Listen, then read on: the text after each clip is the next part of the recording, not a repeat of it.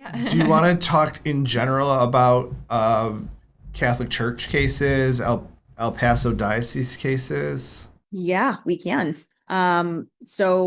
Recently, just a few weeks ago, the Archdiocese of El Paso declared bankruptcy, and we've seen dioceses across the country do this when a large number of sexual assault claims get filed by survivors. These are largely people who were abused by either priests or other members of the church, and most of the time, this abuse occurred while they were children. But one of the sad facts about childhood sex abuse, especially of men, is that the average age for a male survivor to come forward is well into adulthood. And many of our clients who come to us are telling us for the first, like, we're the first people they've ever told out loud that this happened to them. There's a lot of, unfortunately, shame for men, especially in coming forward and admitting that they've been a victim of sexual abuse. And so these poor guys have been silent for decades and having to deal with this quietly, often while getting through school, getting married, having families of their own. And now, thanks to some great statutes that are being passed across many states, are being given an opportunity to seek justice just for the first time late into their lives. We are together actively looking for people that we can help in the El Paso diocese area, which is a relatively large geographic area. We don't know exactly what's going to happen over the course of the next year or two there, but what do you expect based on what we've seen in some of the other bankruptcies throughout the United States in the last 10 years or so? Yeah. So, again, this is a pattern that the Catholic Church has used to kind of cap its liability when it comes to sexual assault. And so, oftentimes, unfortunately, the church will move a number of its assets around and then declare bankruptcy and say that they don't have any money. And so, what'll happen is now that there's been a filing, there will be what's called a creditors committee and a survivors committee appointed, and then there will be creditors committee counsel appointed as well. So the creditors committee counsel, their job will be to help locate and recover all of the assets that they can find, bring those assets back into the bankruptcy. And then lots of other things happen that are unrelated to this during the bankruptcy as well. But in very broad brush strokes, that money will then get used, will be consolidated into one pot. There'll be a deadline for all survivors to file claims. If you don't file a claim by the deadline, and in bankruptcies, it is often, unfortunately, quite short, then you'll be able to file some proof, and there will be an evaluation process and an allocation process where victims will be able to get money from the bankruptcy as compensation.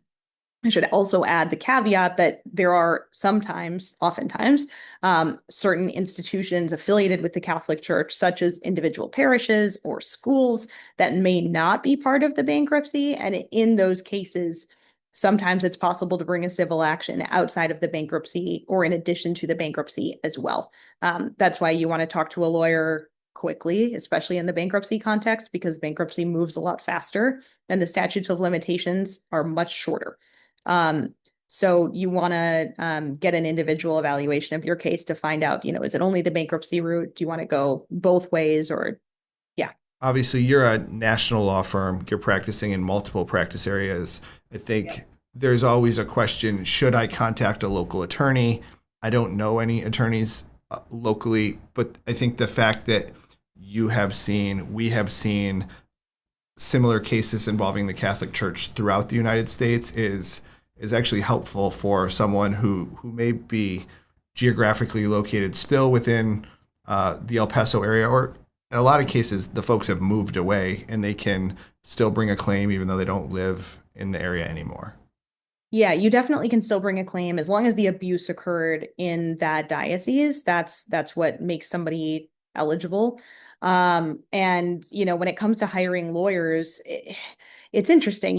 50 years ago, people used to take out the phone book and they'd look up the nearest lawyer around the corner, and lawyers were generalists.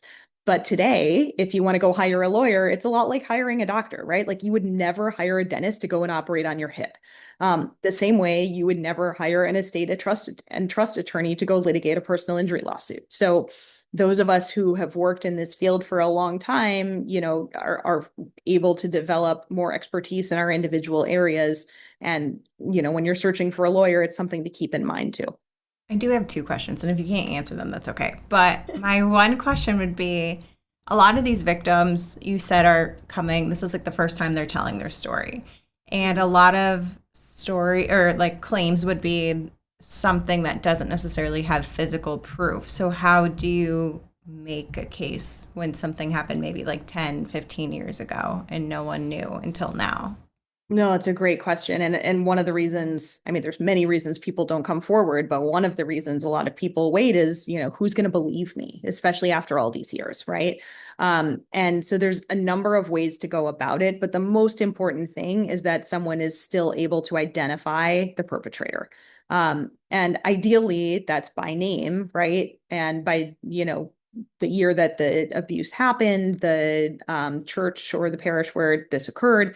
And the Catholic Church actually is uniquely excellent at keeping records of who worked where and when, right? And even, I mean, there have been movies. I think there was one with Meryl Streep that I'm forgetting the name of right now, Doubt, where, you can go through records of the Catholic Church. And I mean, we've done it ourselves in our office. You can go to the library and you can pull the books that say this priest worked here at this time and he was just happened to be reassigned for unknown reasons for a certain amount of time. There are also actually published lists of credibly accused priests, and to be classified as a credibly abused priest, there's a set of criteria where you're going to be believed if that's the person who abused you. But when we're talking with clients, we're always asking them questions. Who was it? And if you don't remember the name, what did they look like? There's standard questions you might ask during any kind of a sexual assault consult where you're asking about unique body markings, the sound of their voice, how tall they were, where you were when this happened, what you remember about what they told you, as much detail as we can get. And it's not always perfect if you can't identify them by name, but a lot of times, more often than you would think, we are actually able to identify the perpetrator and place everybody kind of in context. And then we can gather additional information from witnesses if there are any, and just take down as much information as we can get about who else might have been around at the time.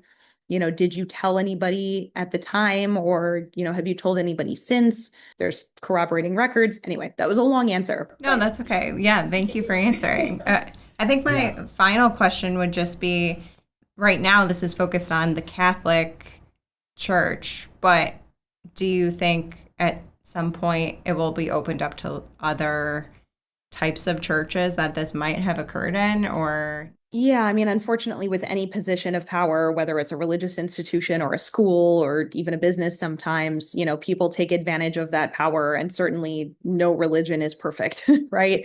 We've seen cases over the years get filed against officials in just about every religious organization that you can think of.